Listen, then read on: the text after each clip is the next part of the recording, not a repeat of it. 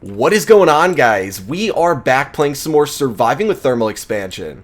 And today, guys, we're going to be messing around with the Aquatic Entangler, which is the automated fishing device that is offered by Thermal Expansion, and it's one of the few ways to automatically produce food. Now, of course, we've already gone over the phytogenic insulator in a couple different episodes, and as we know, this one is going to use some sort of phytogrow, which is sort of like a fertilizer, to allow us to grow either trees or pretty much anything that can be farmed. So this is a pretty easy way to actually get, potatoes, carrots, wheat, anything along those lines, but it does require power, it requires water, it requires some form of phytogrow, so it can get a little bit expensive. And of course, we are making phytogrow, but I want to use that for different stuff. So the Aquatic Entangler is much simpler, but it also has some drawbacks to it. It does not require power at all, which is great considering you're not going to want to have it inside your house because it does require a large body of water if you want it to run efficiently. So if you're trying to, wire it far away, obviously you could use plated item ducts, but still, it makes it a little bit annoying to deal with. So that is, a nice thing and a downside at the same time. And then along with that, we can't put any upgrade kits on it like all these other machines in the base. So you can't actually really upgrade its speed or output or anything like that. So while it's good early game, late game, it's going to fall off when you actually would have the resources to otherwise upgrade it. So as you can see, there are some good things and some bad things, and we're going to cover those a little bit more in depth once we actually get to, setting it up. But there's not a ton that we need to craft today. A lot of it's already been crafted since the setup I'm going to make is going to store all the possible things that we could get, and it's going to cook down all the fish that we can because I need food right now. This rotten flesh is not in my inventory because I'm eating it. I just need to dump that back in here. But I am completely out of chicken, which is normally what I eat. And so it's going to be a problem very soon if I don't have any food. And while I, enjoy going around slaughtering animals occasionally, I don't really feel like doing that all the time. So we're going to resort to this and hopefully fix the problem. But yeah, so we're going to be cooking it and we're going to be storing all the stuff in the different cache. And then we're going to be using all this stuff for crafting. And something I want to talk about, and you might have already noticed in my inventory, is I finally went and made some upgrades to pretty much everything around the base, including the tools that I'm using, the wiring in the base, all of that stuff, because it was brought to my attention at the end of last episode that things are getting a little bit outdated here. So I did upgrade our flux ducts. These should be able to transport 4,000 RF per tick. It's all around the base now. That should be more than sufficient for the time being. I did end up wiring that through the back of the house, and now the magma crucible, while it's not getting a ton of power, it should be netting power every time it's processing redstone. And this is really nice because when we need to make signalum ingots, we're going to be using destabilized redstone anyway. So definitely nice to have because we are going to be making those a fair bit. And I will show you guys outside really quick just because we had to do a little bit of fiddling around back here. So I did put covers on. It's a little bit different than what we have over here because we've got the glass panes over here to give it a little bit of depth. Unfortunately, there's really no way to do that over here, so we just have a regular cover, and then we've got a cover down here, and I don't know if there's one behind the leaves here, but because we're not playing with the fancy leaves, it doesn't really matter, but I think it looks pretty good. Not really a point in having a window there, honestly, but for symmetry's sake, I'm going to leave it.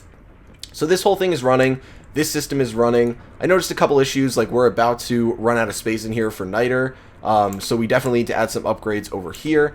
But yeah, so that's what I did off camera along with making flux-infused tools. So yes, I've got a pickaxe and a hammer, just because if I need to break something around the base, I don't really want to use a hammer. Then we've got the axe and a shovel that we're going to use today. And over here, this should be fully charged, a reinforced flux capacitor. This is kept in my inventory just in case I need to recharge these on a long mining trip or something. And you can kind of flip through recharging armor, held items, specify what you want with this.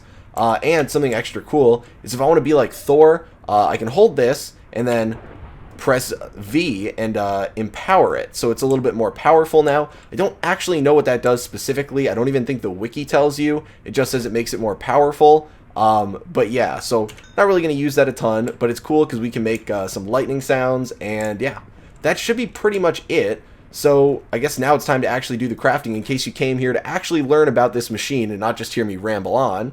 So, of course, first thing we're going to craft is the Aquatic Entangler, and we got to do the typical, make the device frame. I really want to automate the production of this because we make so many of them. That would be a little bit of a project. And then we got to make the redstone servo, and lastly, make our 2 iron gears. and then boom, we've got the Aquatic Entangler. And like I said, there's no upgrades that can be added onto it. Unfortunately, none of these augments actually apply. It would be very nice, but there are other ways that we can increase the speed at which the system actually runs.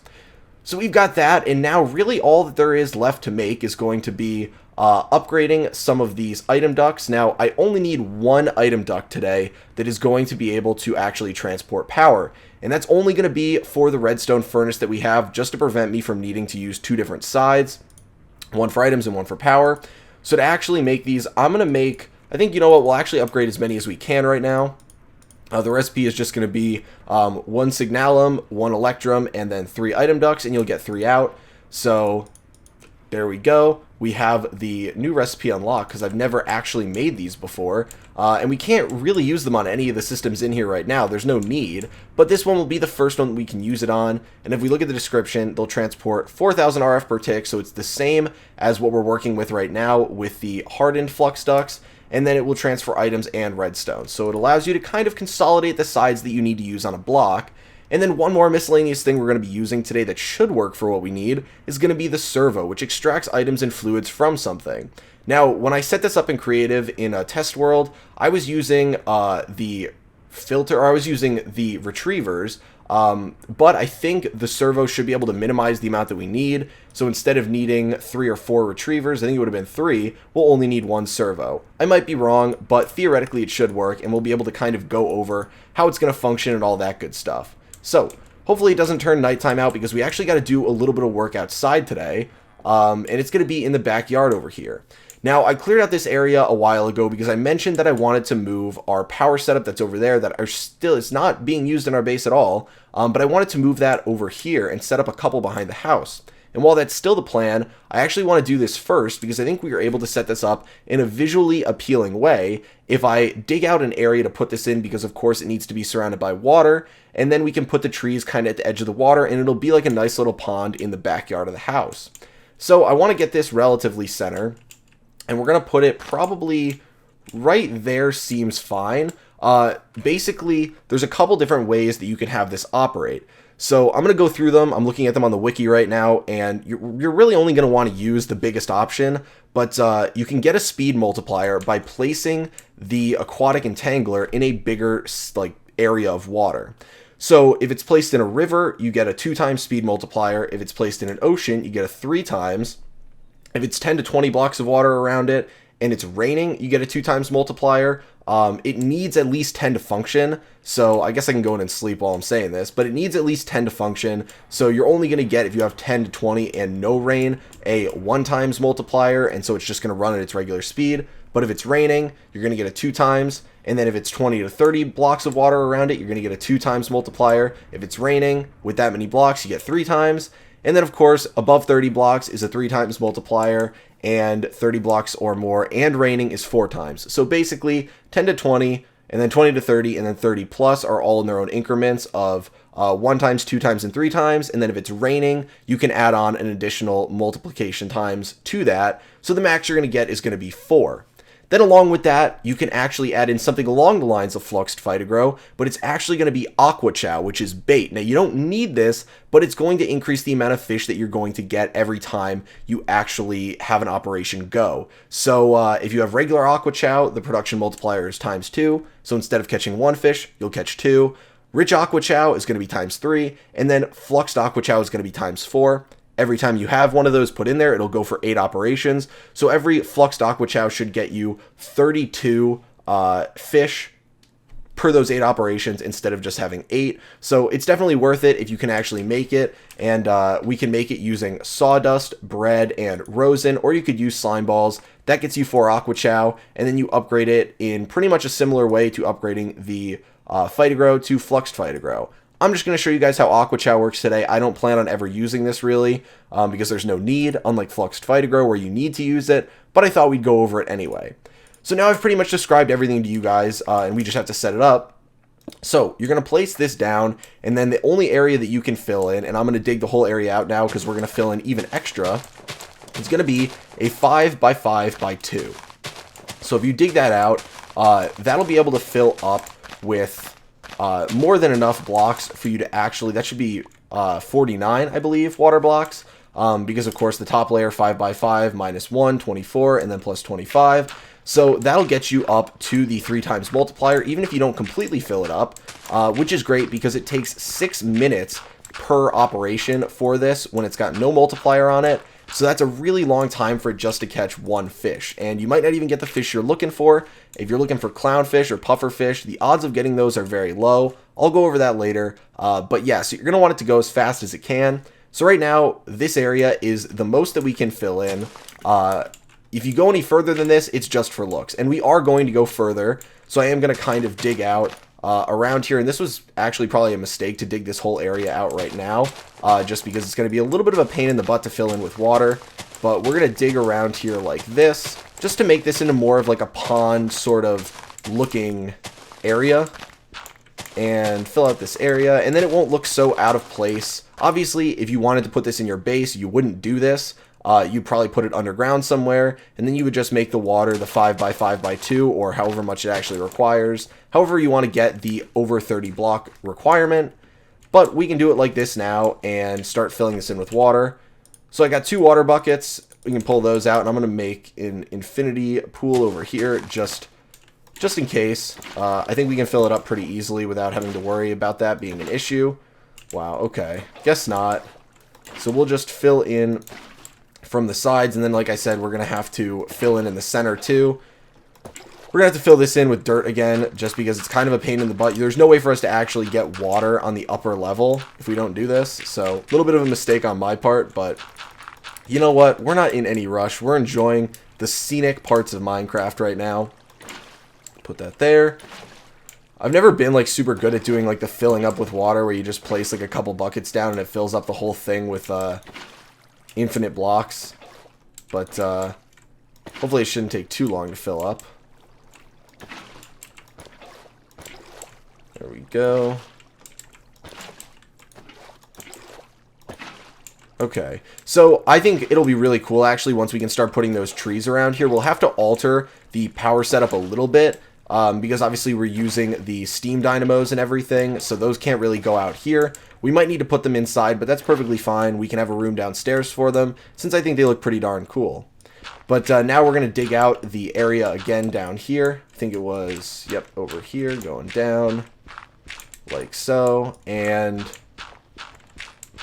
that should be good. So that should all be filled in with water now. And this is a little bit weird. It doesn't actually kind of show like an operation occurring. But we should be able to tell if it's functioning by watching the side, I believe. When I was watching it in creative, it seemed like the fishing rod would start moving.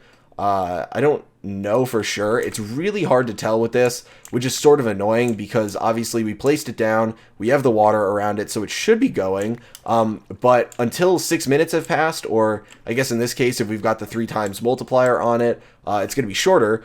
But if you're not doing the 3 times multiplier and you just have 10 around it, unless you're going to sit here for 6 minutes or so and wait, you're really not going to have any good indication. So what we can do, though, is throw in some of the aqua chow. As you can see, you've got an input on the left here. That's going to be where you put in any of your bait that's going in there. Like I said, you don't need that, and there's no power or anything, but you can throw it in there. It does have the option to automatically input and output from any side. And then there are 4 different outputs that you can get. You can get the clownfish, the puffer fish, the raw salmon, and the just regular raw fish. And we're really looking for the raw salmon and regular raw fish just because those are what we're going to eat. But of course, the clown and puffer fish will come in kind of handy later, I guess, a little bit. There's not a great use for them, I guess. We can use the clown for the puffer fish for water breathing potions and stuff when we're messing around with the potions. That can be used in a machine. But other than that, there's not really a great use for them. But I think this should start functioning. Now, yeah, okay, so you can see it's starting to move. I don't know if that only happens when there's bait in there. But if you're really worried if it's functioning or not, just set it up and then go and leave for like 10 minutes and come back. That's what I did when I was testing things in creative to see if they would work. And that was a pretty good indication. If it catches one fish, it'll keep going. So if you leave for 10-15 minutes and you don't come back to any fish, chances are your setup is not correct. But now we can actually start setting this up and get stuff piped back into the base. So we're going to use regular item ducts because we don't need to use the power ones because this doesn't need power. And I think we're going to put it in this wall here. So we'll just break this wall. I don't really know how we're going to set it up exactly inside, so we may need to sort of mess around with this. But we're just going to pull this up and run it all the way inside, and then we can start work in there, which is good because it'll probably become nighttime eventually, and I'm lazy and don't feel like sleeping. Even though that's like the dumbest thing to say. But we can add some covers to this stuff, hopefully, too, to make it look a little bit nicer if we need to. But we can bring this in here, and this should be good because now we can add sort of like a divider over here. If we put these stone bricks in, we can add a divider over here to kind of separate these machines, and then we can add in a divider over here to separate these machines, which I think looks kind of nice. And then in this case, we'll add another one. Funny how it blocks all the windows. Like, they look nice from the outside, but they're actually pointless because of this. But yeah, we need the space for wiring. Getting a little cramped in here, but who cares? So what we're going to do is have this go into the redstone furnace and then into 2 different cache. So we're going to bring it up 1. I think we want to have the redstone furnace on the ground like this, and then we want to put the cache right next to it, 1 and 2, and then we want to put the other ones above it like so. It's a little bit weird because, you know, setting it up like this, it kind of makes me wish there was something up here and maybe we can put other stuff up there. But this is kind of its own setup, so that bothers me. But now it is going to be put in here, and we can set this so that the back is going to be blue, and then we want both the sides to be orange like they are, and that's all we need because it's going to auto output. And putting it auto input's not really going to matter because it can't suck stuff from that. I don't know why. I think it's supposed to be able to, but it doesn't. So a little bit unfortunate, but what can you do? And then we're going to bring this up here and put it over because it's going to go into these 2. These are going to be the clownfish and pufferfish. They don't get processed by anything, so they're just going to get stored in here just to make sure our system doesn't get backed up. And then, of course, the salmon and fish that are cooked will go down here, and they'll just be automatically output by the redstone furnace. Now, I do need to replace this one down here, now that I'm thinking of it, with the signalum plated item duct.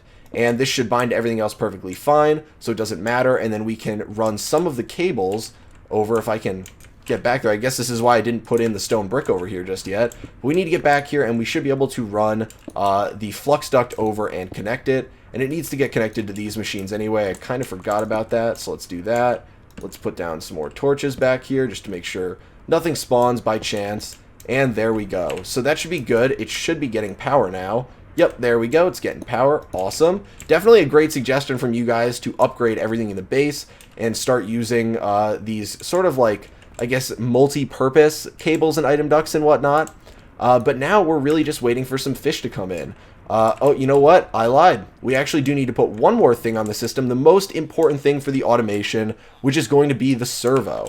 So this is going to go on the outside because if we look at the servo versus the receiver, I think, or is it the retriever is going to pull items. So you're going to put that on the inventory that you want them to go into. And it works like a filter. You do have the option of setting things that are whitelisted, blacklisted, and it'll pull faster if you're using the resident retriever. It can pull bigger stacks and everything. But for our purpose right now, we're only going to be pulling 1 fish at a time, and it doesn't matter. So the extraction rate is going to be 3 seconds. It can pull out a max of 8, and you can blacklist stuff, but we're really not going to worry about that. What we're going to do is throw it on out here. And as you can see, the fishing has already worked. Because of the aqua chow, it's fired off once, and it got us 2 fish, a raw fish and a raw salmon. The most common ones, I believe the order is raw fish, raw salmon, and then puffer fish, and then clownfish in the order of least to most rare. There is a weight shown on the wiki if you want to look at that. It's basically just like, I think regular fish are like 120, and then you know, it ranges from there in terms of like the odds of getting it. I don't know why they wouldn't list percentages. They do it in terms of like weight, but yeah, so that's kind of the order. You're going to get these the most, and that's perfectly fine. That's what we want. And of course we get 2 again because the aqua chow, and I don't know if this shows how many uses the aqua chow has left in it. I believe it does. Or else it serves absolutely no purpose, but you can see the multiplier here from the aqua chow, and that's really all we need. So now we put the servo on, and we're not going to blacklist or whitelist anything. We're going to set it to ignore redstone signal so that it's always functioning, and I believe it should pull these out if they have the option to go anywhere in there. It should have pulled them out, I think.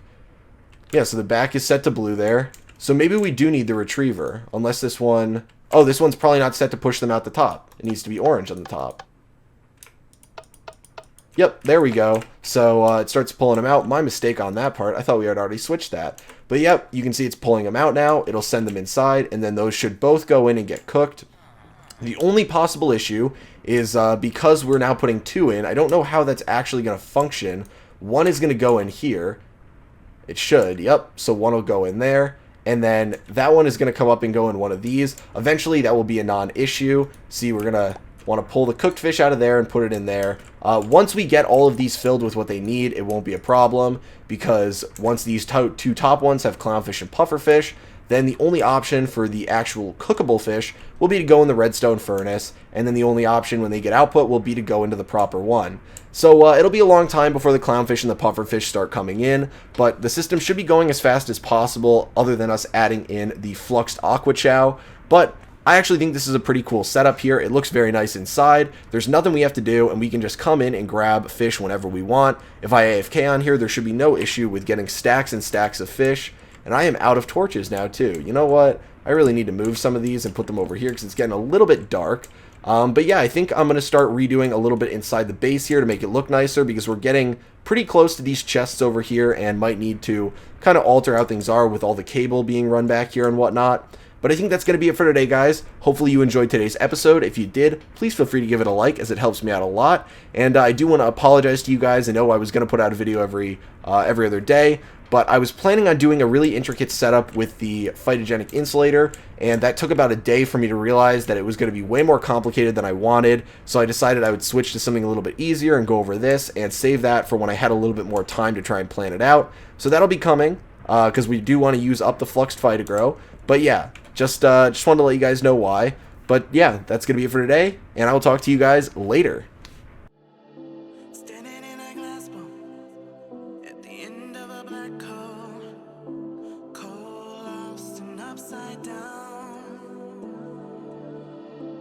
Faces swirling past me, all my memories rolling vastly.